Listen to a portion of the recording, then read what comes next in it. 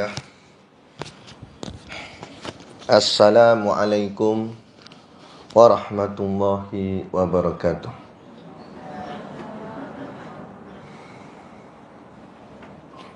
Ila hadrati sayyidina wa habibina wa syafi'ina Muhammadin sallallahu alaihi wasallam wa ila arwahi abaihi wa ikhwanihi minal anbiya'i wal mursalin salawatullahi wassalamuhu alaihi wa alaihim ajma'in wa ala ali kulli wassahabati wal qarabati wat tabi'in wa tabi'it tabi'in bi ihsanin ila yaumiddin wa ila arwahi walidina wa muallimina wa zawil huquqi alaina ajma'in. Syai'u lillahi lahumul fatihah. A'udzu billahi minasyaitonir rajim. Bismillahirrahmanirrahim. Alhamdulillahi rabbil alamin. Arrahmanir rahim. Maliki yaumiddin. Iyyaka na'budu wa iyyaka nasta'in. Ihdinas siratal mustaqim. Shiratal ladzina an'amta 'alaihim ghairil maghdubi 'alaihim waladdallin. Amin.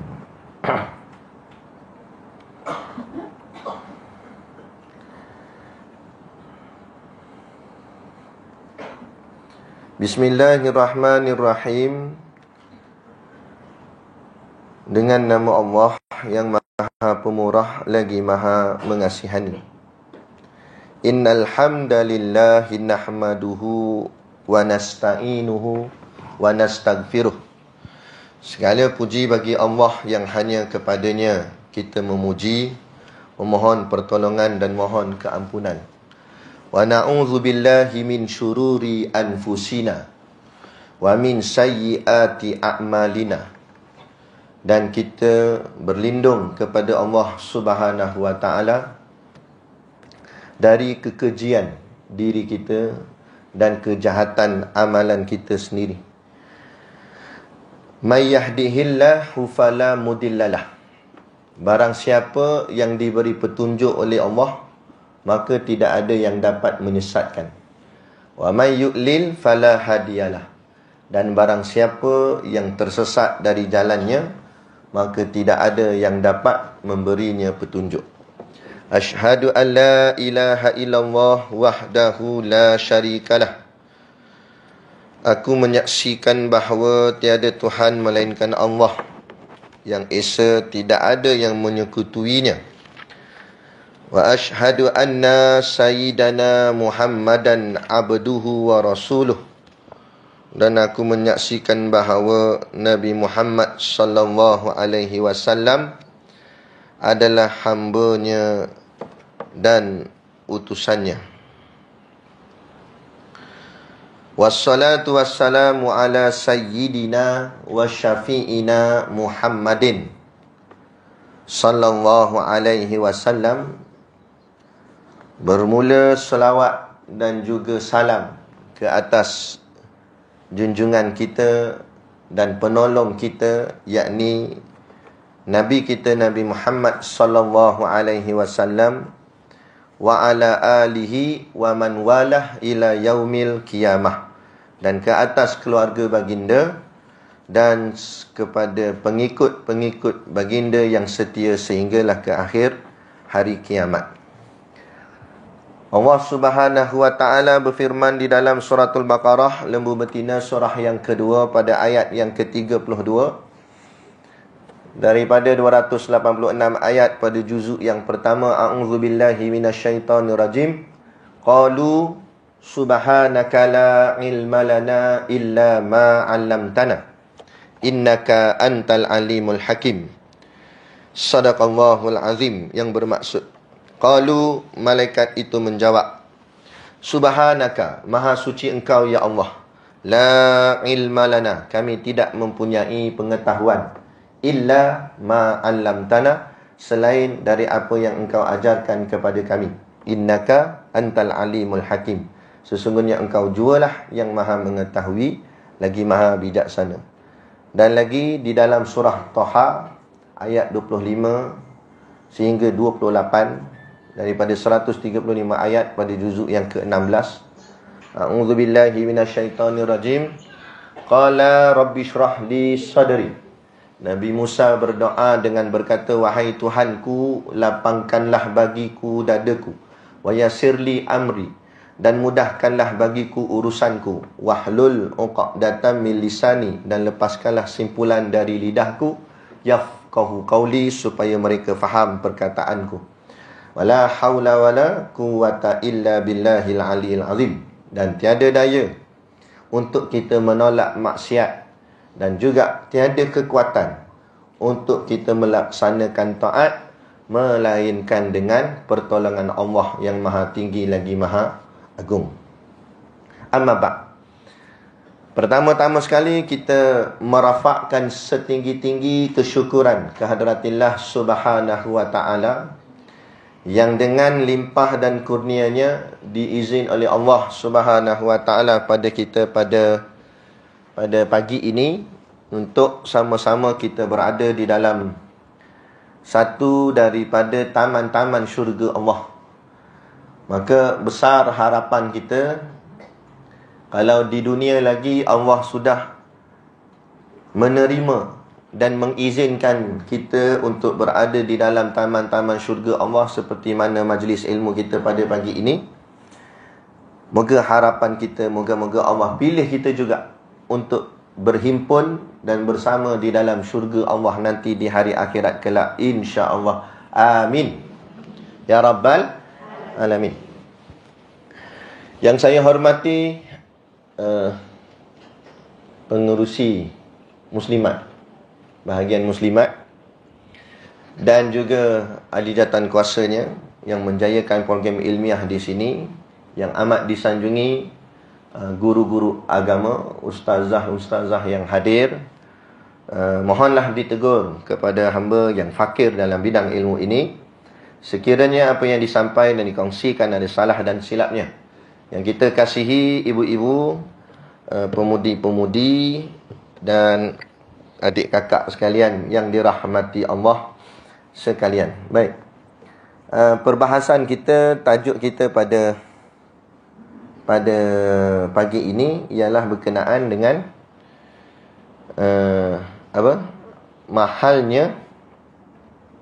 mahalnya hantaran kan? Mahalnya wanita kerana malu. Baik, mahalnya wanita kerana malu. Berdasarkan pada tajuk ini, ada dua poin besar atau dua tajuk yang besar daripada satu tajuk. Tajuknya satu tapi saya nampak dua. Mahalnya wanita kerana malu. Yang pertama, mahalnya wanita tu, wanita tu sendiri, tajuk dia. Yang kedua, malu tu sendiri. Baik, Allah sebut di dalam suratul Naba, a'udzubillahi minasyaitonirrajim, wa khalaqnakum azwaja, dan kami jadikan kalian itu berpasang-pasangan. Dan kita semua pun sedia maklum, asal penciptaan itu daripada tok kita Nabi Adam alaihi salam. Kemudian barulah membawa kepada Siti Hawa, kan? Jadi maksudnya Allah jadikan kehidupan ini berpasang-pasangan, ada lelaki dan ada perempuan. Kenapa Allah jadikan berpasang-pasangan?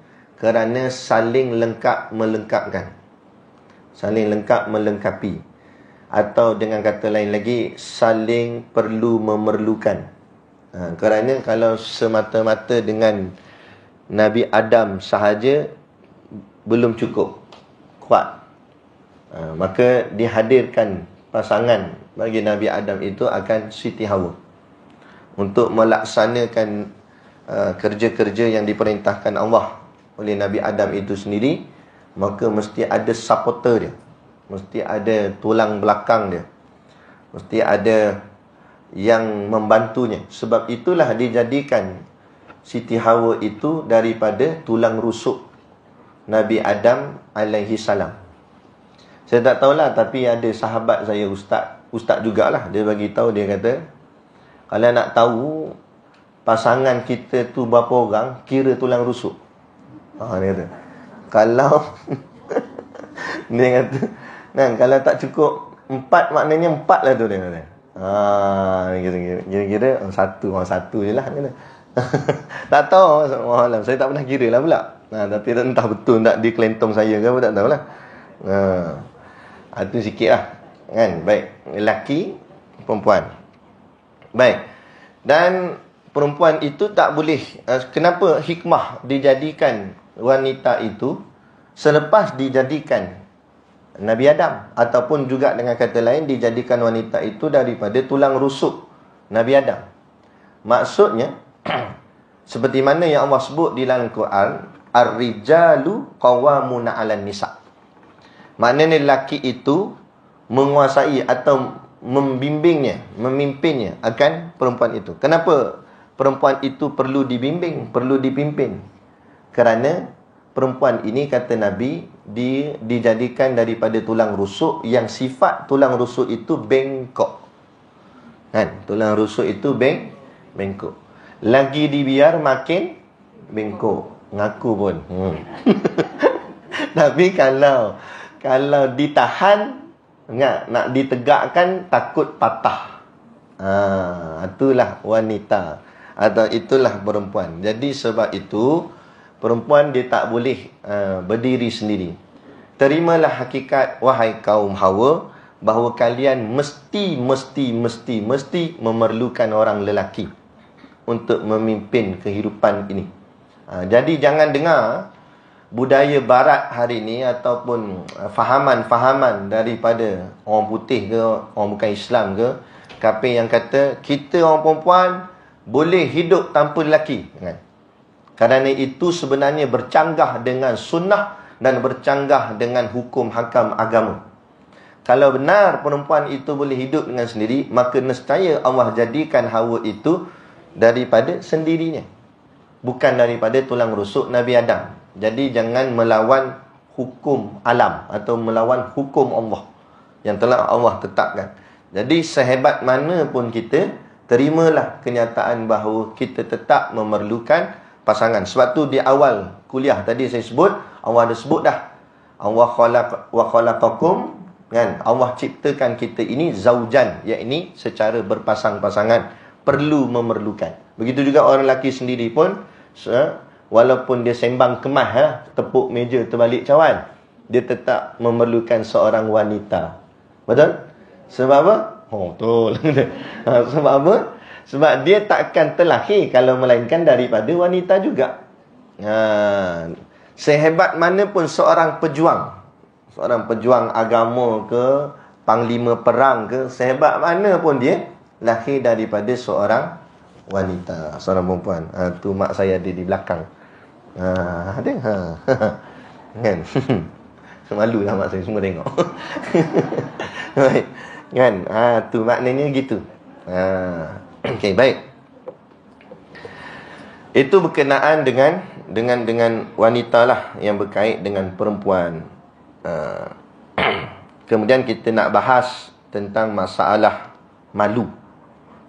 Tentang masalah malu. Ya.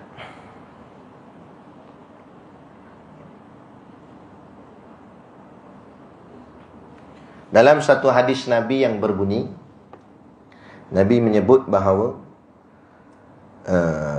al-imanu bid'un wasittuna syu'batan wal haya'u syu'batun minal iman.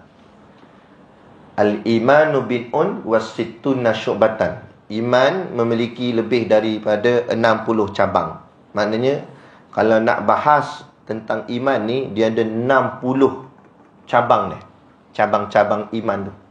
Maknanya nak betul-betul iman tu sempurna, ada 60 lebih perbahasan, tajuk yang perlu dibahaskan untuk menyimpulkan kesempurnaan iman tu. Kemudian kata Nabi, wal haya'u syu'batun minal iman. Dan malu itu salah satu cabang daripada 60 yang banyak-banyak tadi tu. Jadi salah satu. Sebab itu kaitan malu dengan iman tu suatu benda yang berkait rapat. Bermakna bila seseorang itu hilang dah rasa malunya, bererti juga hilanglah sebahagian daripada cabang imannya. Maksud bila hilang cabang imannya, maka imannya berkurang. Bila apa kesan daripada iman berkurang? Iman ni maksud apa? Apa makna iman? Apa maksud iman? Kepercayaan. Bila hilang salah satu cabang iman, bermakna hilanglah salah satu kepercayaan dalam hidup dia. Kepercayaan pada siapa? Kepercayaan kepada Allah. Sebab tu minta maaf cakap lah. Apabila kita nak kaitkan dengan tajuk kita ni lah, sebab tajuk ni berkenaan dengan wanita. Jadi kalau asyik kena kat wanita je, siapa subuh tajuk ni? Jadi sebab tu bila wanita, perempuan, dia dah hilang rasa malu dia, kita tengok sifat diri dia tu seolah-olah macam dah tak percaya ke Tuhan. Dia hilang. Contoh. Kadang-kadang berlakulah perselisihan antara dengan suami. Benda ni normal. Malah kalau kita baca sirah baginda Nabi kita, ada ketika juga isteri-isteri Nabi dia ada cakap apa? Selisih sedikit dengan Rasulullah. Itu tarik isteri Nabi tu. Kan? Apatah lagi isteri ustaz. Kan? Isteri Nabi. Kan? Dia ada selisih. Sampai kan Sayyidatina Aisyah, dia pernah berselisih dengan Rasulullah. Sampaikan bila berita tu sampai kepada Sayyidina Abu Bakar. Sayyidina Abu Bakar ni siapa? Sayyidina Abu Bakar ni ayah kepada Sayyidatina Aisyah. Maknanya ayah mertua Nabi. Begitu juga Sayyidina Abu Bakar ni sahabat Nabi. Jadi bila sampai berita tu pada Sayyidina Abu Bakar, marahnya Sayyidina Abu Bakar pada anak dia. Sebab apa? Sebab dia bersikap begitu kepada Nabi Allah, yakni Rasulullah. Tu kata orang perempuan ni hebat dia. Kan? Padahal suami tu Nabi dah. nak ceritanya. Tu kata orang perempuan ni. Tulang yang bengkok tadi Nabi sebut tu. Jadi marah Sayyidina Abu Bakar. Akhirnya Nabi kata panggillah satu orang yang boleh orang cakap apa, menyelesaikan masalah kita berdua, menjadi orang tengah lah. Kan? Maka nak dipilihnya Sayyidina Abu Bakar. Kan? Pilih. Jadi Sayyidina Abu Bakar ni tengok yang sebelah ni Nabi, yang sebelah ni anak dia. Dia nak bela siapa? Pastilah dia akan bela Nabi. Sebab dia lebih kasih kat Nabi. Kan? Begitu. Tapi benda-benda macam ni sekadar kisah untuk kita ambil teladan. Bukan nak kata isteri Nabi pun macam ni. Bukan. Tidak. Sebab apa? Sebab sebaik-baik wanita itu adalah daripada ummahatul mukminin. Ya, ibu-ibu orang beriman, atau dengan kata lain isteri-isteri baginda Nabi sallallahu alaihi wasallam. Nah. Pernah ada satu kisah lagi, ada sifat cemburu. Memang yang sebenarnya cemburu ni adalah sifat orang lelaki sebenarnya. Kan? Tetapi dia jadi melekat dekat orang perempuan. Nak macam mana? Memang Allah aturkan begitu dah, kan. Jadi satu hari Nabi duduk dekat rumah Sayyidatina Aisyah. Lepas tu ada isteri Nabi yang lain masakkan satu lauk kegemaran Nabi. Kemudian isteri Nabi suruh khadam dia punya ahli khidmat dia, untuk hantarkan lauk tu dekat rumah Nabi. Yang waktu tu rumah Nabi tu rumah Sayyidatina Aisyah yang Nabi duduk. Bila sampai, Nabi pun ambil lah lauk tu. Nabi kata, lauk kegemaran. Nabi sonok lah lauk kegemaran Nabi. Sayyidatina Aisyah tahu. Dia pun tengok, apa tu? Lauk ni kata. Kan? Sayyidatina Aisyah tolak mangkuk tu sampai jatuh. Lauk tu habis, jatuh. Tapi tengok sifat Nabi kita. Kalau kita gitu kan. Ni lauk elok-elok pergi campak apa? Nabi tidak gitu. Tapi Nabi buat apa? Nabi cuma senyum. Nabi kutip balik lauk tadi tu yang bersepah tadi tu, sambil Nabi kata, ada orang dah cemburu, dia kata. Tu sweet Nabi. Kan? Tu nak cerita. Jadi memang sifat tu ada pada orang perempuan. Jadi benda tu tak pelik lah. Memang Allah jadikan begitu dah. Orang panggil apa? Default setting. Tapi nak ceritanya macam mana kita nak kawal dia, supaya jangan sampai kita hilang pertimbangan, sehingga kan kita hilang rasa keyakinan dan kepercayaan kita pada Allah. Kadang-kadang berselisih. Biasalah. Bak kata Piramli, lidah dengan gigi pun boleh tergigit kan. Padahal hidup lama mana tak pernah berpisah. Bekerja sama mulut. Bila nganga, lidah keluar, tutup, lidah masuk kan. Tak kena pup, tup, tup, tergigit. Terkena juga. Apatah lagi hubungan suami isteri yang bukan kita membesar bersama daripada kecil kan. Bila dah besar ni lah baru nak bercinta dan sebagainya, akhirnya kahwin. Tapi yang peliknya, masa belum kahwin semuanya indah kan. Apa pun indah. Kentut pun dia kata wangi. Kan. Masa tu kan, tengah makan sekali kerja, tepui. Apa tu? Oh sorry, air terkentut kata. Allah, sedapnya bunyi kata. Rasa macam nak buat rintun. Kan? Masa cinta. Anak 4 orang dah. Try kentut sekali atas katil. Dia tergajang jatuh katil. Jangan buat pasal. Jadi kadang-kadang selisih punya selisih, mulalah kan tak? Itulah penting ar-rijalu qawamu 'alan nisa. Bila selisih-selisih saya tengok. Ni kita bukan nak menangkan siapa lah, tapi boleh tengok dalam realiti siapa yang lebih bercakap dan siapa lebih diam. Atau cakapnya sedikit. Cepat mengaku. Laki kadang cakap sepatah dua, yang dia punya huraian siap dengan syarah, siap dengan apa. Gini. Suami kata, awak pergi dah kuliah 2 hari tu, tajuk apa? Mahalnya wanita kena malu. Kan? Awak tak dengar ustaz ngajar gitu, cakap gini ni, jangan tinggi-tinggi suara dengan suami ni. Kan? Kata nak jadi wanita solehah macam mana gini ni. Kan? Dah awak seorang je yang soleh. Dia jawab. Betul tak? Nak? Tak baik tu cakap macam tu kan, nanti kan awak tak dengar ke? Hadis Nabi kata, waktu Nabi Isra' wal Mi'raj, Nabi kata, aku lihat di dalam neraka yang banyaknya penghuni neraka itu dari kalangan wanita. Yelah awak seorang je masuk syurga. Dia bantai gitu, senyap tu tok lelaki. Tak kata apa. Kan? Lah kali start motor, belah pergi kedai tom yam. Sebab kedai tom yam panggil abe, nak makan apa be? Dia panggil be terus beruang. Ingatkan selesai dah, rupanya dia kejar sampai kedai. Payah macam ni. Tu kata takut bila kita waktu tu dia marah. Sebab tu Nabi pesan, bila marah, kalau kamu sedang marah dalam keadaan berdiri, duduk. Kalau duduk pun bebel lagi. Duduk dah ni. Nabi kata kalau duduk pun marah lagi, baring. Tapi tak tahu baring tu lut tak lut, takut dah baring. Cakap lagi, la ilaha illallah. Nak diterkam dengan bantal, takut mati pula. Tapi itulah dia, maknanya begitu. Nabi tahu dah, Nabi cakap lama dah, 1400 tahun dulu dah. Jadi kalau kita kawalkan, paling-paling tidak beginilah, jangan sampai emosi nafsu tu mengawal kita. Lepas tu saya ada belajar satu benda yang bernilai dengan seorang guru. Nama dia, saya panggil dia Abu Ya di Kelantan. Masa saya pergi ziarah beliau lah.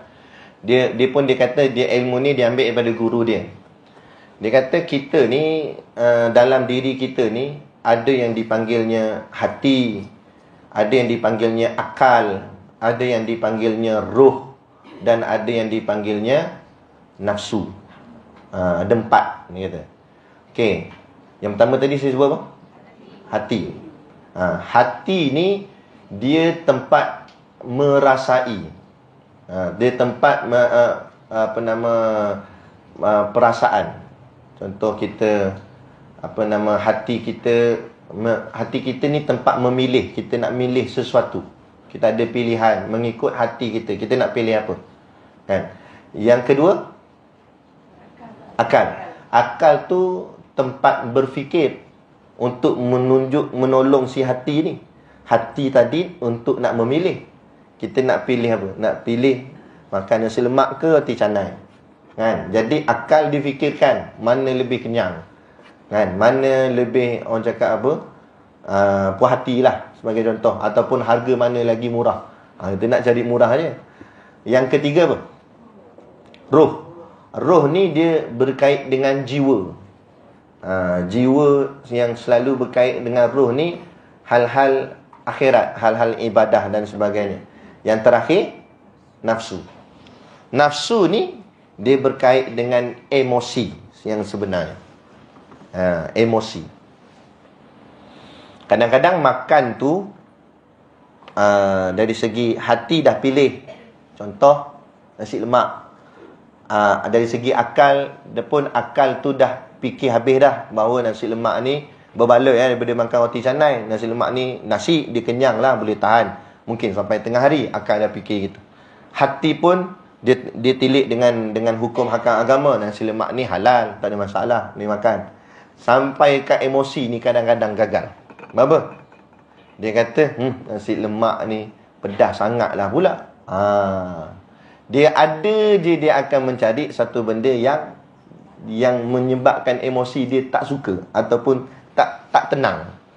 Sebab tu kata Abu Ya, satu hari dia ada mempunyai masalah. Kan? Dia ada masalah. Contoh masalah apa kita nak buat contoh? Masalah kewangan, katakan contoh. Kita nak beli sesuatu. Kita nak beli ataupun kita nak mengharapkan satu, kalau contoh orang perempuan lah, kan, nak beli handbag, contoh kata nak beli handbag, kan. Okey, sekarang ni dia pun mengadu sebab suami dia tak nak belikan handbag baru kat dia, kan, tak nak belikan handbag yang baru kat dia. Pun dia pun mengadulah, dia sakit hati dengan suami dia, pun mengadu kepada guru. Wahai guru, aku ni sakit hati. Kenapa sakit hati? Sakit hati dengan suami. Guru tu jawab balik apa? Dia kata yang sebenarnya yang kamu sakit tu hati atau emosi. Yang sebenarnya bukan masalah hati, tapi masalahnya emosi. Sebab apa emosi? Emosi tu kehendak tadi tu. Bila kamu berkehendak sangat-sangat kepada handbag, sehingga membawa kamu ke jadi benci pada suami kamu. Jadi tak suka dengan dia. Kalau kamu boleh buang emosi tu, orang cakap apa, keinginan, kehendak tu, okey, kita masukkan satu yang positif. Tak apalah, mungkin suami aku ni ada nak pakai duit kot lain, kot yang lebih utama, lebih penting. Mungkin handbag ni lain-lain kali boleh beli waktu lain. Jadi tak apalah, sementara ni handbag tak ada, pakai bakul mana-mana pun tak apa.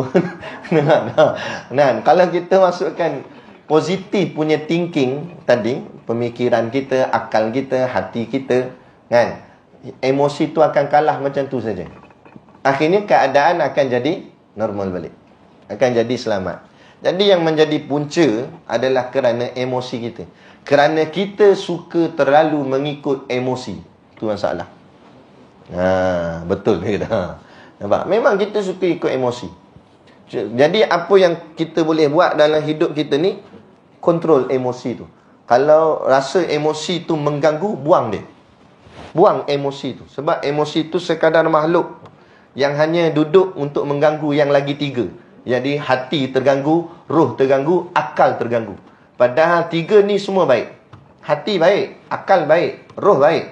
Tapi sebab satu ni, nafsu tadi ni, iaitu yang dikawal oleh emosi ni. Sebab dia satu ni, dia boleh merosakkan lagi tiga.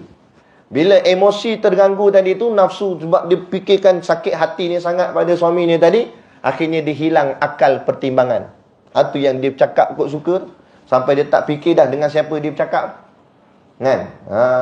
Sehingga kan bila kita sudah menikah, taat dengan suami tu lebih tinggi daripada taat dengan ayah sendiri, kan? Sebab syurga bagi seorang isteri di bawah tapak kaki suami dia.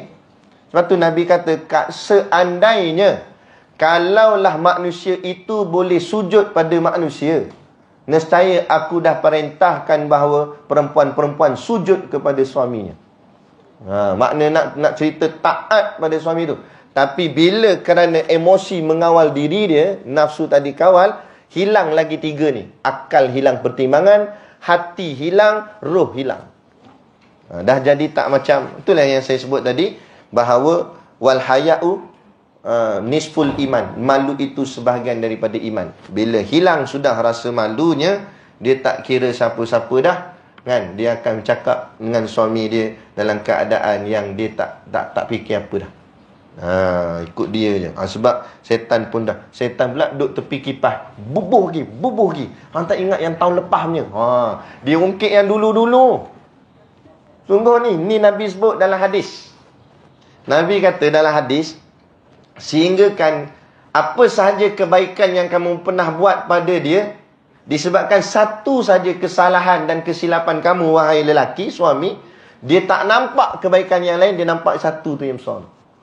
Padahal tersilap sekali je, kan? Tertengok janda sebelah, tertengok dia punya ungkit. Oh jangan, jangan. Tu. Jadi jaga malu, mahalnya wanita itu dengan sifat malu ni, maka jaga. Hari ni orang mahalnya wanita bukan orang letak pada malu, tapi orang letak mahalnya tu tadilah macam saya sebut di awal tu, mahal dari sudut hantaran. Macam kadang-kadang nak menikahkan anak ni macam nak jual anak pun ada. Sebenarnya mahalnya seorang perempuan bukan kerana kecantikannya, bukan kerana maharnya ataupun mahal hantarannya, tapi mahalnya kerana sifat malunya. Ni nak letak anak sampai harga 10,000 atau lebih ke 15,000 dan sebagainya. Tapi anaknya sendiri pun kadang-kadang tak menjaga ikhtilat, tak menjaga hubungan dengan lelaki. Sebab tu kadang-kadang kita ni di zaman akhir ni kadang-kadang dia terpaksalah kena korban lebih.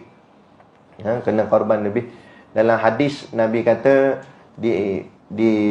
yushikul umamu, apabila tiba satu zaman itu, akhir zaman ni, harta yang paling bernilai ialah seekor kambing. Ada setengah riwayat kata kepala kambing. Yang dibelanya sendiri. Wa mawaqi' al-qatri, dan dia bela dia pula di atas puncak-puncak bukit atau di pedalaman-pedalaman. Kenapa Nabi sebut gitu? Yang pertama dari sudut makanan. Makanan kita di akhir zaman ni, sehingga kita tak dapat nak yakin betul-betul makanan tu betul-betul halal atau tidak. Tadi baru aja kawan hantar dalam WhatsApp viral, ayam dia sembelih, balik tengkuk kerak campak, balik tengkuk kerak campak. Kan? Ayam tu tak dan pusing-pusing untuk nak habiskan nyawa dia sendiri, dan campak-campak dalam bakul. Lepas tu bakul tu pula campak pula dalam air panas. Jadi ayam tu mati sebab air panas ke atau mati sebab sembelih? Dia mati sebab air panas. Mati sebab air panas tak jadi dah, dia haram, dia jadi bangkai. Sebab yang halalnya mesti dimati sebab sembelih. Jadi makanan. Lepas tu sehingga Nabi kata, harta yang paling bernilai bagi seorang Islam di akhir zaman ialah kambing yang dibelanya sendiri. Tu kiasan Nabi, contoh. Nabi nak bagi satu contoh. Maknanya binatang kena bela sendiri. Itu satu. Nak cerita bab makan tadi tu. Kemudian Nabi kata mereka ni belanya di puncak-puncak gunung, Sya'afal Jibal wa mawaqi' al-qatri, dan di perkampungan yang pedalaman. Maknanya Nabi nak maksudkan duduk tempatnya tu jauh daripada orang. Puncak bukit, di kampung pedalaman. Nabi kata di hujung hadis, yafiru bidinihi minal fitan. Mereka duduk jauh-jauh daripada orang tu kerana nak jauh daripada fitnah di akhir zaman. Ni memang realiti lah, ibu-ibu yang dirahmati Allah sekalian. Memang Nabi pun dah sebut dah, tak dapat tidak lah, kan? Saya terpaksa maklumkan jugalah, bagi tahu. Kalau kita duduk di belah yang bandar-bandar dan pekan-pekan ni, memang susah untuk membentuk akhlak seseorang, apatah lagi anak perempuan. Kerana kita sendiri pun hari ni kes bukan gadis-gadis saja, mak-mak orang pun pelik-pelik dah hari ni, kan? Suami pergi kerja, bawa Grab, jual bawa orang lah, buat food panda ke apa tu, kan? Bini kat rumah main Facebook, chatting dengan bangla mana tak tahu. Siap jemput datang ke rumah. Habis, betul ni cerita benar. Ingat tak? Tu. Lepas tu, itu satu, ada yang pelik-pelik buat video TikTok. Makcik lah, joget pula depan jeng. Ada nari pula dia. Padahal kita tengok usia dah. Inilah hilang rasa malu dah. Tak tahu kenapa sampai jadi macam tu kan. Zaman hari ni. Ini zaman dia. Jadi nak mencorakkan di tengah hiruk pikuk. Sebab apa? Sebab hari ni orang kata itu trend. Ini trending, ini gini. Bila kita tak masuk trend, dia jadi macam kita ni ketinggalan zaman. Tapi itulah dia. Sebab tu Nabi kata, wasayaudu kama bada'a ghariban. Islam ni akan kembali ganjil. Sebab apa maksudnya Nabi? Kalau betul kamu nak ikut Islam, kamu akan jadi orang yang ganjil daripada orang lain. Jadi pelik. Orang lain semua sibuk dengan sosial apa semua, kita tidak. Orang semua sibuk dengan trending, kita tidak. Ada. Hari ini dari sudut berpakaian. Kan?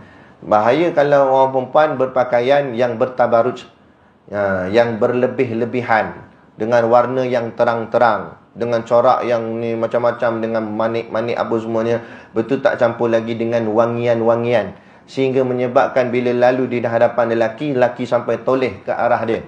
Maka ini semua perempuan-perempuan yang tadi Nabi sebut, yang aku lihat di dalam neraka itu ramai dari kalangan wanita. Inilah antara punca dan sebab dia. Sebab tu kena jagalah perkara-perkara ini. Lepas tu yang paling terbaik lah sebenarnya. Tapi tak apalah, selagi mana tak sampai tahap melampau, tak apa lagi. Tapi paling terbaik pakaian wanita itu serba hitam. Sebab kenapa hitam? Kenapa pakaian yang diajar? Cuma orang Arab hari ni pun tak boleh pakai mana tak? Cuma dari asalnya yang Nabi ajar begitu. Pakaiannya hitam, keseluruhan. Sebab apa? Yang pertama, warna hitam, warna yang kusam. Bukan warna yang jadi tarikan. Satu. Yang kedua, warna hitam, warna yang kelat. Yang bukan kelat. Kelat tu rasa. Apa? Kelam. Gelap. Gelap. Warna yang gelap sehingga menyebabkan jadi tertutup aurat dia dengan baik. Kalau warna yang terang-terang ni, hati-hati, jaga-jaga. Minta maaf cakap lah. Contoh macam masalah tudung. Kadang-kadang ada kita, bukan kita lah, ibu-ibu lah, pula saya lelaki. Pakai tudung yang warnanya cerah, contoh putih ke apa, tak ada masalah. Tapi pastikan kainnya tebal. Ini kadang kain dia jenis kain nipis, sehingga boleh nampak dia punya getah rambut kat dalam. Getah rambut warna pink. Kan? Lepas tu dia pakai tudung, tapi getah rambut nampak. Soalan, kalau getah rambut nampak tak? Bermakna warnanya boleh tembus. Jadi banyak orang perempuan dia salah faham. Dia kata saya dah pakai tudung. Tu masalah ni. Islam tak mewajibkan pakai tudung. Betul tak? Islam mewajibkan tutup aurat. Cuma salah satu alat untuk tutup aurat bahagian kepala ialah tudung. Tapi tak semestinya tudung. Pakai kotak pun boleh. Cuma orang kata gila lah. Kata pelik. Semenjak balik pada kuliah hari tu pelik. Pakai kotak pula dah. Kan? Buang kotak, buang lubang mata. Itu. Yang pentingnya tutup. Betul. Kadang-kadang itu bila ditutup dengan kotak, walaupun orang kata gila, tapi tak nampak rambut. Ada pakai tudung tapi rambutnya nampak. Jadi mana yang lebih menepati syarak sebenarnya? Jadi esok pakai kotak dah. Itu nak ceritanya dah. Itu kena faham di situlah. Lepas tu hari ni jadi trending yang Nabi kata akhir zaman nanti kamu akan ikut orang-orang Yahudi, orang-orang Kristian, shibran bi shibrin wa zira'an bi zira'in. Sejengkal mula sejengkal demi sejengkal kata Nabi. Kemudian sahasta demi sahasta. Sahasta ni dari sini sampai sini kan. Sejengkal macam ni, satu macam ni. Apa maksudnya Nabi? Apa kiasnya daripada hadis tersebut? Bila Nabi kata kamu akan ikut mereka sejengkal demi sejengkal, itu maksudnya sedikit-sedikit. Bila sampai tak cukup dengan sikit-sikit, kamu ikut dia semakin lama, sedar tak sedar kamu dah ikut dia banyak-banyak. Mula ikut sikit-sikit je, lama-lama dah jadi banyak-banyak. Tudung, orang cakap apa, tudung ni memang lah orang perempuan ni sifat dia suka nak nampak cantik. Memang sifat dia macam tu. Lepas tu orang lelaki dia bukan jenis macam tu. Dia baju butang tak cukup pun dia pakai juga. Seluar zip rosak dia pakai lagi. Dia bukan kisah sangat. Janji boleh pakai sudah. Tapi orang perempuan ni kira habis matching tak matching. Warna tudung dengan baju sama. Dengan payung pun kena sama.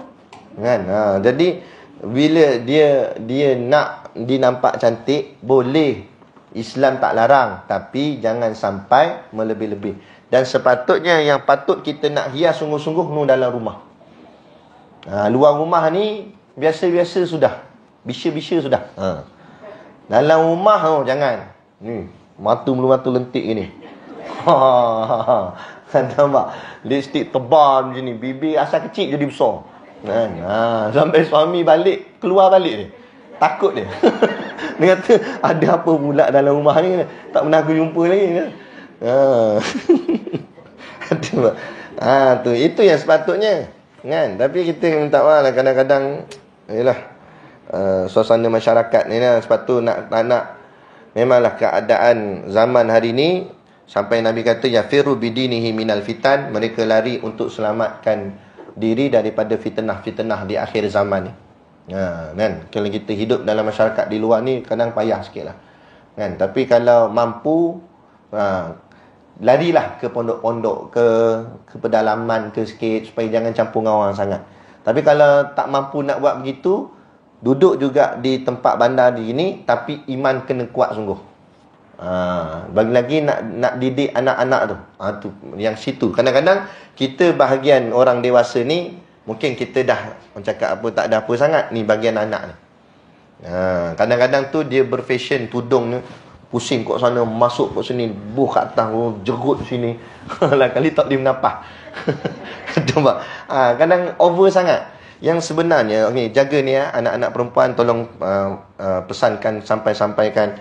Kain tudung, ekor tudung ni kena tutup bahagian dada. Kadang-kadang dia lipat naik atas. Situ yang jadi, akhirnya bahagian dada ni akan terbuka. Tu bahaya. Jadi biar dia jatuh ke bawah. Nak silang satu tak apalah. Tapi ada juga bahagian tertutup.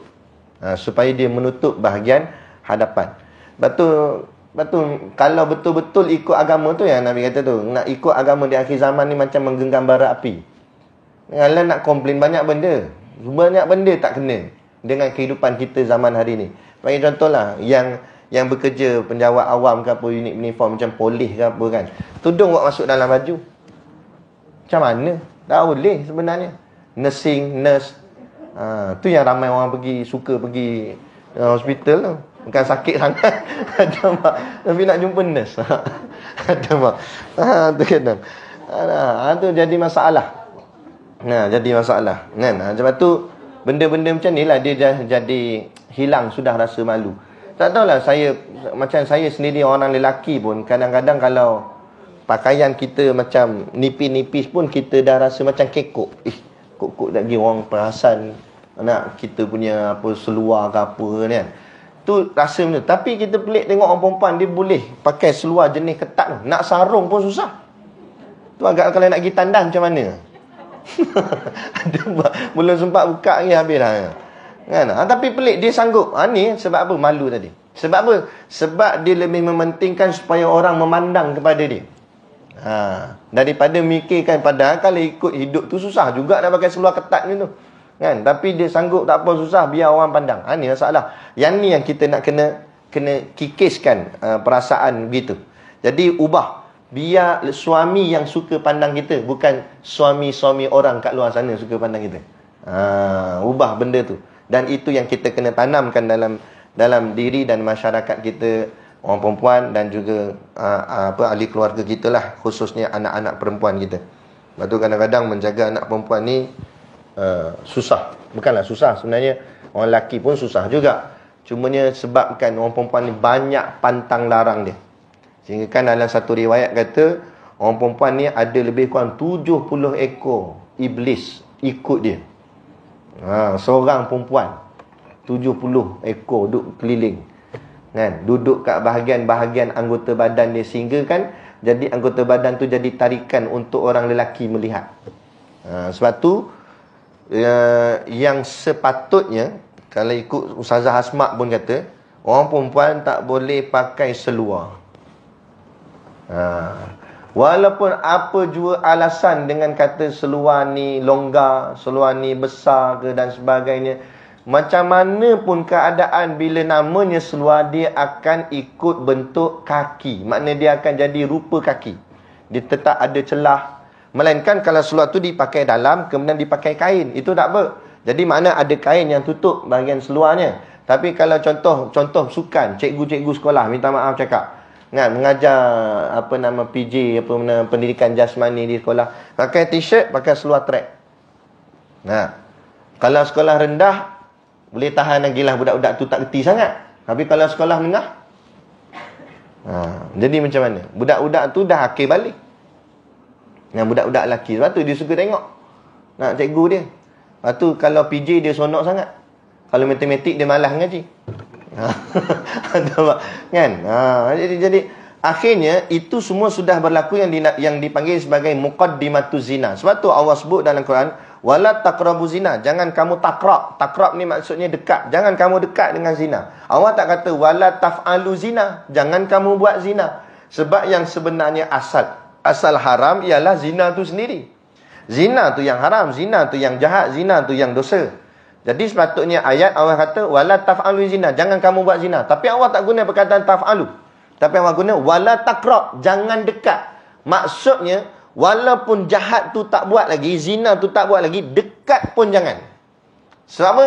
Sebab perbuatan-perbuatan maksiat ni dia macam magnet. Bila dekat dia melekat. Ni satu lagi trending juga. Di mana trending couple-couple zaman sekolah dan sebagainya kan. Ataupun inilah anak-anak kita ni. Kadang-kadang mak pun satu hal juga. Dia tengok anak dia balik seorang, selalu balik dengan boyfriend. Mak pun tanya, dah mana boyfriend? Kita break dah dengan dia, kata. Loh, awak jadi macam tu, mak pula lah. Patut bagus dah lah anak tu. Ini loh, kenapa dia macam tu? Elok dah tu. Mak tengok dia anak orang kaya. Ada tak? Kan? Ni jadi masalah. Jadi mak pun jadi pergi support anak untuk supaya berkapal-kapal. Mana boyfriend kamu lah, apalah, tak mau. Patutnya larang sehabis-habisnya. Batu orang perempuan sebaik-baiknya dia, orang cakap apa, yang paling banyak duduk di rumah, bukan banyak di luar.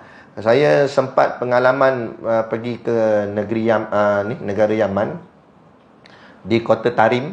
Tarim ni tempatnya para habaib, Habib Omar, kan? Ramailah habib-habib kita, Habib Ali Zainal Abidin pun sebenarnya dari situ juga.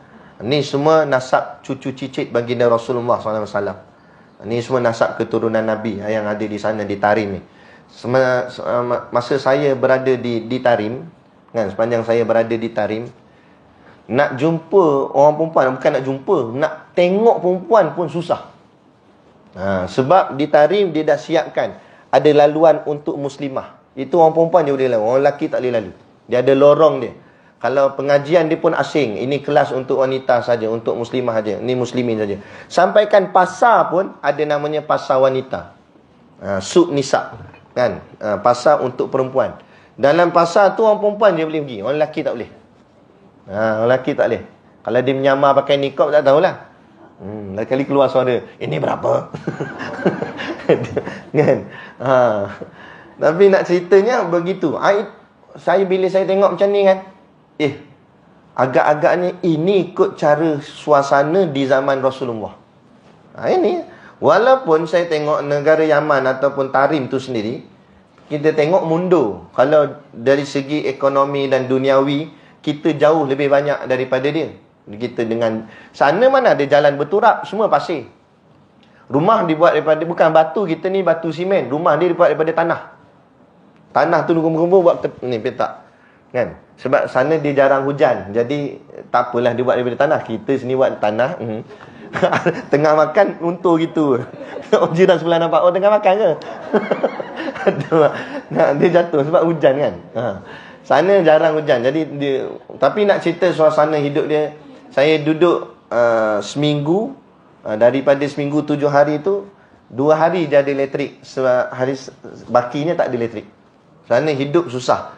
Walaupun saya tengok dunia dia susah, tapi akhirat dia kalah kita banyak. Akhirat dia A. Dari sudut agama dia jaga betul, kan? Lepas tu satu lagi saya nak tunjukkan juga hebatnya, mahalnya wanita. Jadi mahal macam tu. Habib Umar ada isteri tak? Adalah. Nah, guru-guru kita ni, alim ulama kita ada isteri dia, isteri-isteri dia. Dan kalau Habib Umar kita panggil dia Habib, kan? Tapi kalau isteri Habib selalunya orang panggil Hubaba. Gelaran dia. Hubaba. Dan seperti mana Habib Umar seorang pendakwah, isteri dia juga seorang pendakwah. Isteri dia pun menyampaikan dakwah. Dan ketahuilah, isteri Habib Umar pernah datang ke Malaysia untuk kongsi pun ilmu dia, untuk berdakwah. Tapi kita macam tak tahu sangat dan tak dengar sangat. Sebab apa? Sebab dirahsiakan. Dia pernah majlis, Habib Umar suruh isteri dia pergi berdakwah di Malaysia. Isteri Habib Umar datang ke Malaysia, kan? Dengan nilah rombongan apa semua. Dia buat majlis secara tertutup. Dan poster pun tak ada gambar, tak ada apa. Cuma poster dengan tulisan saja, ada majlis bersama Hubaba gini. Dijemput. Dikawal ketat kat depan tu hanya perempuan saja boleh masuk. Yang jaga semua perempuan. Dan dilarang untuk sebarang rakaman apa semua tak boleh. Nah, sebab apa? Sebab inilah mahalnya wanita. Benda bila mahal, nak tengok pun susah. Itu baru mahal. Kalau tengok senang tu kan mahal. Betul tak? Contoh macam kereta Ferrari. Bagi orang lelaki ni kereta lah yang dia rasa power, kan? Kereta mahal-mahal, senang nak jumpa di jalan raya? Susah, kan? Sebab apa? Sebab barang mahal. Begitu juga perempuan yang soleha nak cari di tengah-tengah masyarakat susah sebab barang mahal. Tapi yang ramai, yang ramai ni yang macam tu lah. Yang kadang-kadang kita tengok suasana Allah hari ni dengan alasan sporting, kan? Pergi kerja, waktu rehat boleh naik dengan kereta lelaki lain. Kadang-kadang saya dah tanya suami I dah, Ustaz, dia kata, suami I bagi, dah use. Kenapa bagi pula? Bini kita bagi orang lain pula, kan? Tu boleh naik dengan lelaki lain, duduk sebelah lagi. Tak? Tu kadang tak jaga. Kalau benda tu keperluan terpaksa emergency tu cerita lain. Ni setakat nak pergi makan, dah sampai tak ada kawan perempuan yang lain ke nak pergi sekali, nak pergi dengan lelaki juga. Kadang lelaki tu lelaki orang, perempuan tu bini orang. Itu satu hal, okey lagi lah, tak apalah, pergi makan sekali. Lepas tu sampai kedai makan, duduk sebelah-sebelah, suap menyuap pula. Ni cerita sungguh ni, bukan saya reka, cerita sungguh. Boleh papah gini lah, gurau-gurau bertepuk tampar bahu. Ni apa benda cerita ni? Mana hilang malunya tu? Sebab tu perempuan ni lagi satu lagi. Semalam saya dah cakap apa? Mengamuk lah juga dalam kuliahan. Ini trending hari ni. Kalau kita tengok di Facebook, orang duk jual, minta maaf cakap lah, orang duk jual apa nama tu, ubat kuat lelaki. Kalau dulu jual ubat tu setakat tunjuk ubat atau ditunjuk pokok yang dipakai tu, herbanya dan sebagainya. Paling-paling tidak pun dia sapu kat tangan gitu je. Lah ni dia pakai perempuan dah. Perempuan pula yang promosikan ubat tu. Nak sampaikan dia kata, semalam saya sampai naik ke langit. Apa benda cerita ni? Cerita hal dalam keluarga kamu nak cerita kat khalayak ramai. Bukan dia cerita kat jiran sebelah. Kalau jiran sebelah boleh tahan kira. Ni dia cerita di Facebook. Facebook ni worldwide, satu dunia boleh tengok. Bayangkan. Tu dalam hidup, kalau mati esok video tu orang masih lagi tengok, macam mana dia kena seksa dalam kubur. Tu. Dahsyat zamanan ni. Tu betul, tolong jagalah diri kita, adik keluarga kita, kan? Pesan memesan lah ni. Lepas tu satu lagi yang saya nak kongsikan juga, pengalaman saya belajar di universiti dulu. Ada budak perempuan ni nampak baik sangat, nampak memang macam gadis Melayu terakhir. Kan, dengan baju kurungnya apa semua, dengan tudung litupnya. Mak ayah dia datang. Mak ayah datang nak jenguk anak di universiti tu. Jadi salam, cium tangan ayah apa semua, baru baik je. Mak ayah dia balik, dia boleh naik atas motor RZ dengan boyfriend dia. Gimana? Pergi mandi sungai dengan tudung-tudung buka. Sebab tu apa yang saya nak sampaikan ni, apa yang saya nak sebutkan, jangan kita buat tak kisah pasal anak kita. Kita kena ambil tahu dia. sekali-sekala jangan bagi tahu kita nak datang. Datang mengejut, pergi tengok dia. Kadang kita duduk sini di Perak, anak mengaji UiTM Shah Alam. Anak mengaji di mana jauh-jauh, Langkau negeri berapa banyak. Kan? Pergi. Kan? Pergi tengok apa, nak pastikan anak kita ni. Sebab ni Allah, nak jaga bukan senang. Kita nak membesarkan dia daripada kecil. Kan? Nanti dia tersilap langkah. Laki yang jenis jahat ni pun, macam mana pun saya pernah tanya, laki-laki jahat mana pun laki, dia tetap nak isteri yang baik. Mak rempit, dia bawa bosia belakang. Yang ada, ini nak jadi bini kamu ke? Manalah ni bosia lah. Dia berapa ramai laki pakai dia dah. Saya Ustaz, kalau nak cari perempuan Ustaz, saya nak jadi ni muslimah yang kat sekolah tahfiz Ustaz lah. Boleh? Saya kata orang mana boleh cakap. Hang macam tu, mana boleh. Tapi nak ceritanya, siapa pun dia mesti nak perempuan yang terbaik. Dia bukan nak perempuan yang jenis macam tu. Jadi kalau jenis orang perempuan, dia nak supaya dipandang oleh laki, jadi tarikan bagi laki, dia terkejar-kejar pada laki yang sebenarnya laki tak pandang pun dia. Akhirnya jadilah kes macam-macam. Apa nama, anak luar nikah apa semua, kemurungan lah apa semua. Inilah puncanya. Sebab tu kita kena pantau ahli keluarga kita, anak-anak kita, jagalah habis-habis. Anak perempuan, kalau anak lelaki ni boleh tahan, kita jaga sampailah dia menjelang dewasa, kita boleh lepas. Pandailah dia nak hidup, dia nak kerja ke apa kan. Tapi kalau anak perempuan ni sampai besar, kita tetap kena pantau dia. Sebab apa? Sebab orang perempuan ni walaupun besar, dia masih lagi ada sifat-sifat kurang matang dia kadang-kadang. Sifat kanak-kanak tu masih lagi ada. Sebab ni lah, dalam dalil yang kita bacakan tadi, ar-rijalu qawwamu 'alan nisa. Mesti kena jaga juga perempuan ni. Walaupun sebab tu perempuan dia tak boleh sendirian. Masa kecil duduk di bawah jagaan seorang lelaki. Mana? Ayah dia. Tapi bila dia besar, kena duduk juga di bawah jagaan seorang lelaki juga. Siapa? Suaminya. Dia tak boleh lepas dia seorang-seorang. Lepas, hanyut. Sebab itu satu lagi pesanan yang juga guru kami pesan, kalaulah nampak macam dia dah mula gelenyar. Tahu gelenyar? Orang Kelantan kata. Kan? Maknanya dah mula gedik lah. Dah mula ada gatai-gatai dia tu. Itu lumrah fitrah manusia. Kan? Maka percepatkan dan permudahkan pernikahan. Percepat dan permudahkan pernikahan. Ni kadang-kadang, minta maaf cakap, kita bagi alasan, dah habis belajar dulu. Jangan nak menggatai. Sedangkan benda tu nafsu. Benda tu tadi ada perasaan. Kan? Dan dia pula jenis lemah. Duduk pula dalam kawanan jenis nak bercampur dengan macam-macam orang. Duduk jauh daripada kita. Akhirnya setan akan cocok dia. Mak ayah hang bukan tahu pun. Mulalah tidur rumah lelaki ni apa semua ni. Sebab benda tu nafsu yang keinginan. Maka permudahkan. Kalau betul dia nak kahwin, kahwinkan aja. Kahwin tak semestinya nak kena dah duduk serumah dengan lelaki ni. Mungkin lelaki ni pun baru nak cari kerja ke, ataupun dia ni belajar lagi. Tak apalah. Jadi dah ada ikat pernikahan. Dia duduk rumah kita, kita tanggung lagi. Tak apa. Nanti orang panggil nikah gantung nama dia. Kan? Nikah gantung ni, yang penting asalnya hukumnya sudah sah. Jadi kalau dia bertemu, itu suami dia dah. Dia tak jadi maksiat. Dan inilah yang menyebabkan setan akan jadi menangis. Sebab setan tak nak kita nikah. Setan nak kita bermaksiat. Itu dia cocok kata, so belajar dululah, apalah. Kita punya alasannya tu. Sebab kita ikut trending daripada orang putih. Trending daripada barat. Konon-konon career lebih utama gini. Kita tak memandang agama lebih utama. Kita sibuk dengan careernya dan sebagainya. Kalau nak cerita panjang lagi, ni pukul apa dah? Sikit lagi. Lagi, orang perempuan.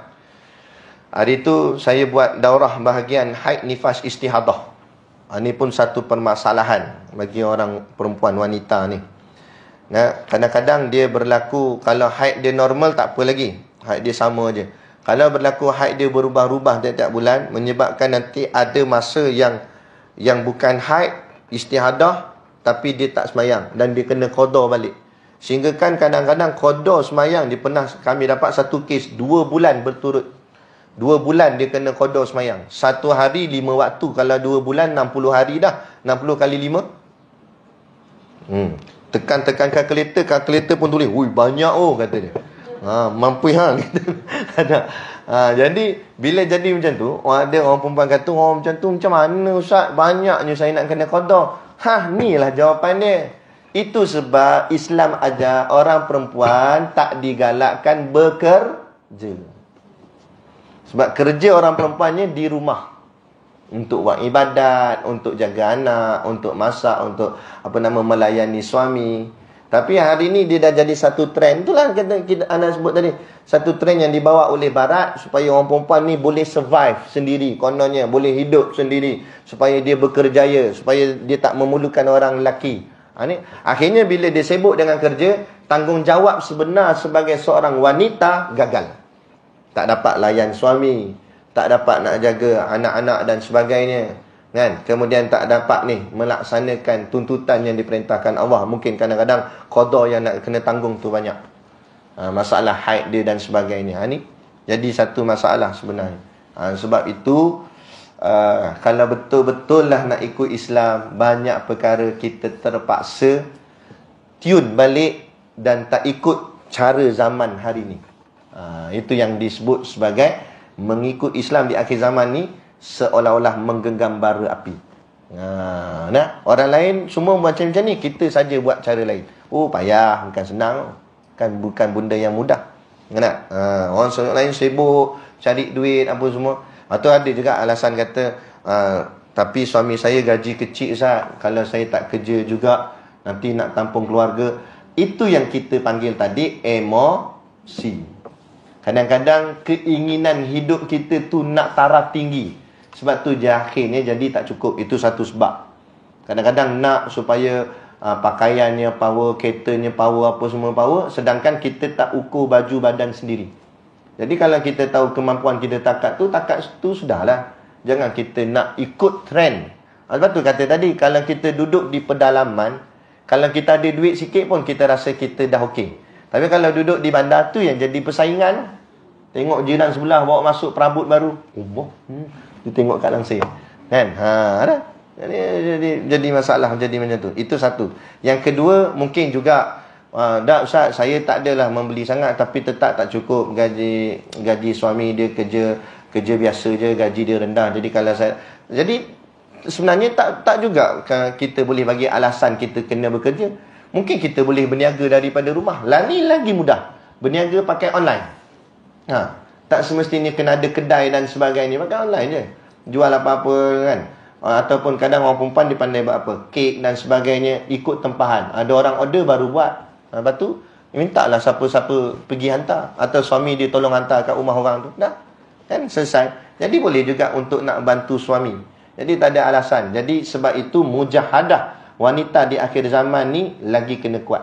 Dan yang terakhir, dalam hadis juga ada sebut, ada satu peristiwa Nabi kata, ada seorang lelaki ni, Dajjal akan sampai di perkampungan ni. Di perkampungan tu ramai perempuan. Dan memang pun nisbah di akhir zaman, orang lelaki sedikit, perempuan ramai. Jadi kampung tu ramai perempuan, sehingga kan dia takut perempuan yang ada di rumah dia, iaitu mak dia, isteri dia, anak perempuan dia jadi terjebak dengan Dajjal, diikat. Nabi cerita. Benda tu tak berlaku lagi, tapi Nabi tahu dah, Nabi cerita. Sampai tahap diikat ahli keluarga perempuan dia kerana takut mengikut Dajjal. Kerana apa dimaksudkan daripada hadis ni? Bukanlah orang lelaki tak ikut Dajjal, tapi selalunya orang lelaki ni, sebab tu orang lelaki dia layak jadi pemimpin, sebab dia banyak berfikir jauh. Sebab tu orang lelaki dia fikir jauh. Benda dekat dia tak nak fikir. Kadang-kadang birthday bini dia tak ingat. Saya kata birthday bini, birthday dia kadang tak ingat. Kan? Bini bawa kek, siapa? Dia kata, awak lah, saya. Dia pun tak tahu. Birthday anak lagi lah. Kan? Sebab dia fikir, dia bukan fikir soal nak birthday apa, dia fikir lagi 10 tahun ni ekonomi macam mana? Ni rumah dah settle bayar belum? Kereta macam mana? Anak-anak aku nak sekolah lagi 10 tahun, nak masuk sekolah, yuran berapa? Dia fikir sampai tahapnya tu. Tapi orang perempuan, dia fikiran dia dekat. Esok nak makan apa, petang ni nak masak lauk apa. Dia dekat-dekat je. Dia bukan fikir 10 tahun lagi. Kan? Dia jadi macam tu. Jadi sebab itu bila fikiran dia begitu, memang Allah dah buat macam tu. Jadi dikhawatiri bila Dajjal ni datang, bawa satu benda-benda yang nikmat, dia mudah terikut tanpa berfikir panjang. Ni dia tak fikir jauh. Dia terus, ini best ni Dajjal bawa ni, so terus ikut. Dan hari ni belum lagi Dajjal, baru cucu cicit Dajjal. Berapa ramai dah perempuan ikut. Saya hari tu balik daripada umrah, kan, turun kat airport tu, balai ketibaan tu kan, tempat orang tiba tu. Saya keluar tu, tolak troli bawa beg tu, tengok perempuan ramai. Nah, siap bersorak. Saya ingatkan sambut saya. Tengok apa hal ramai sangat ni kan. Rupanya ada artis belakang tu.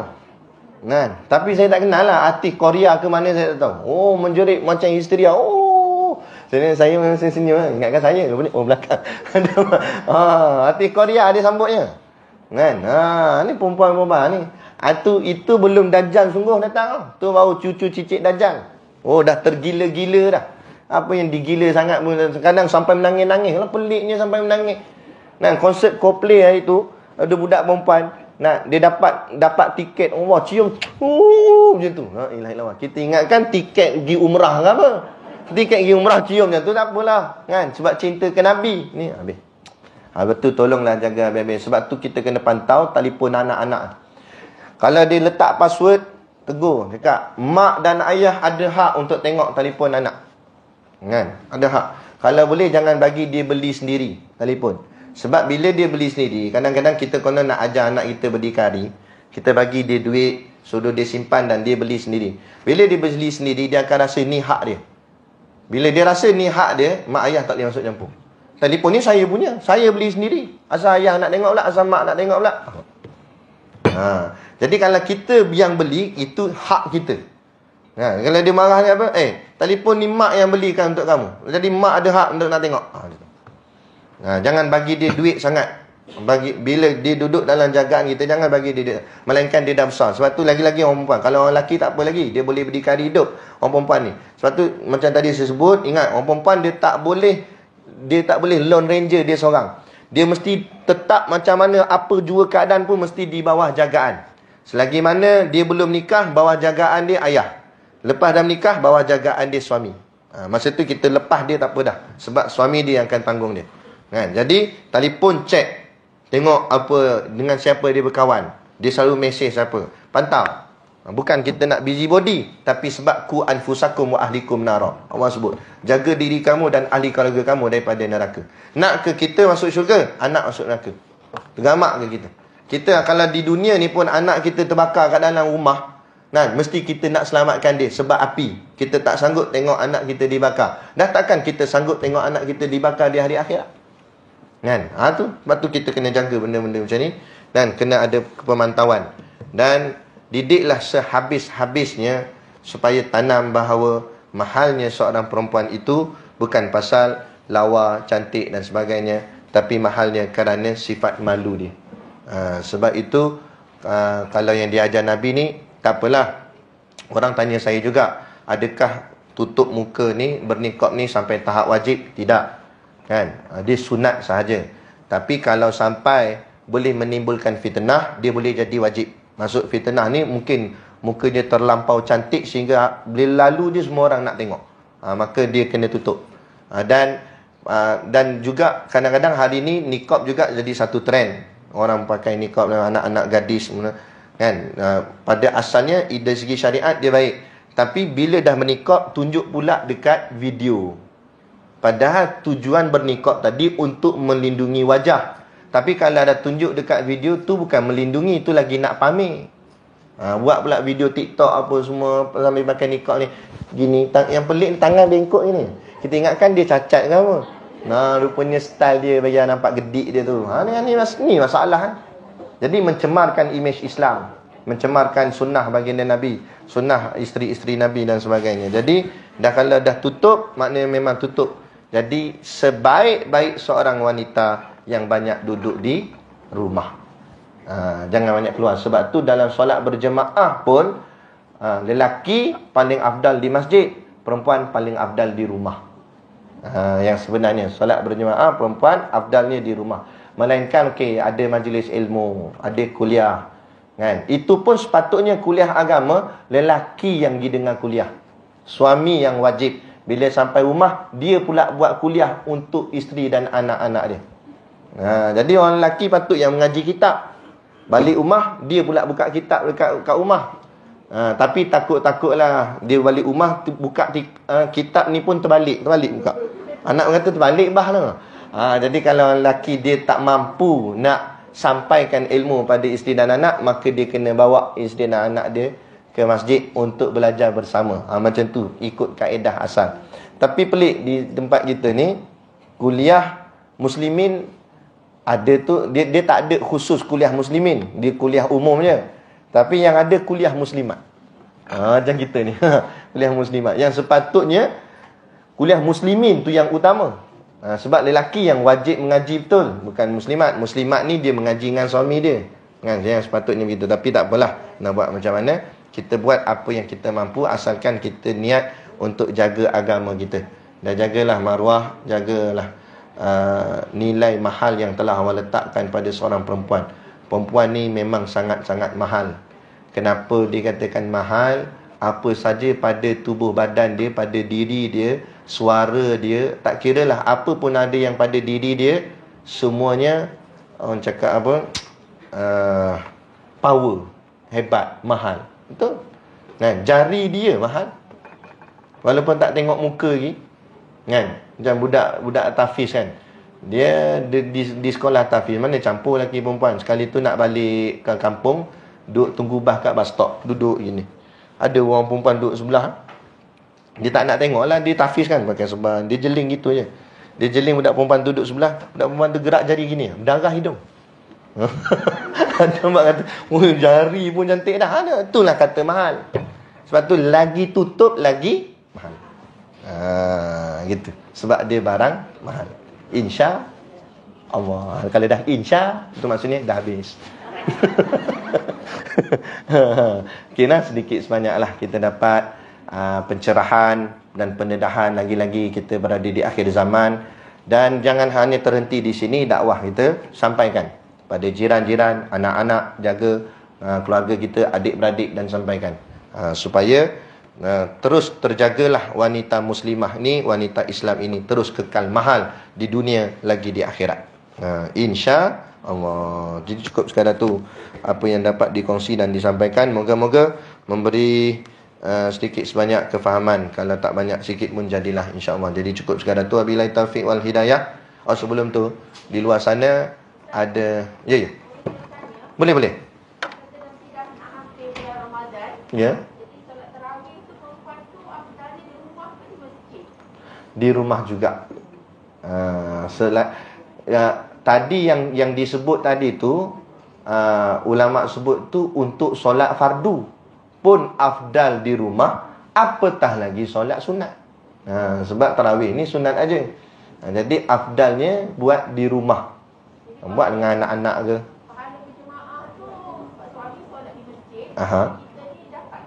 Okey.